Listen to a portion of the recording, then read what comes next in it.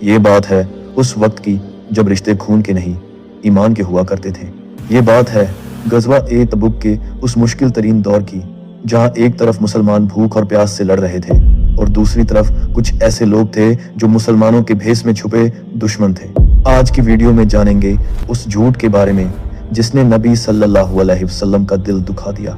وہ کون سی بات تھی جسے چھپانے کے لیے منافقین نے اللہ کی جھوٹی قسم کھائی اور کیسے اللہ نے ساتوں آسمانوں کے اوپر سے ان کا پردہ فاش کر دیا۔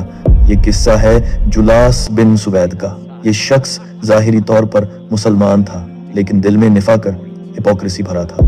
ایک محفل میں بیٹھ کر اس نے نبی صلی اللہ علیہ وسلم کے بارے میں ایک گستاخانہ جملہ کہا۔ وہاں موجود تھا ایک نوجوان صحابی عمیر بن سعد رضی اللہ عنہ۔ یہ جلاس کے سوتیلے بیٹے تھے اور اسے باپ کی طرح مانتے تھے، لیکن جب بات نبی کی آئی تو رشتہ ہار گیا اور ایمان جیت گیا۔ بات نبی صلی اللہ علیہ وسلم تک پہنچی۔ آپ صلی اللہ علیہ وسلم نے جلاس کو بلایا۔ عمیر بن سعد رضی اللہ عنہ نے سچ بولا، لیکن جلاس نے وہاں کھڑے ہو کر ڈھیٹھائی سے اللہ کی قسم کھا لی۔ لوگ عمیر رضی اللہ عنہ کو گھور کر دیکھنے لگے۔ ایک نوجوان کی بات کے مقابلے میں ایک بزرگ کی قسم تھی۔ عمیر کی آنکھوں میں آنسو آ گئے۔ انہوں نے آسمان کی طرف دیکھا اور دعا کی، اے اللہ، تو جانتا ہے میں سچ بول رہا ہوں، اپنے نبی پر سچ اتار دے۔ اور پھر جبریل علیہ السلام آئے اور سورہ التوبہ کی آیت 74 نازل ہوئی۔ یہ اللہ کی قسم کھاتے ہیں کہ انہوں نے وہ بات نہیں کہی، حالانکہ انہوں نے کفر کا کلمہ کہہ دیا ہے۔ اللہ نے بتا دیا کہ انہوں نے اسلام لانے کے بعد کفر کیا ہے۔ جلاس کا جھوٹ پکڑا گیا۔ اللہ نے عمیر رضی اللہ عنہ کے آنسوؤں کی لاز رکھ لی۔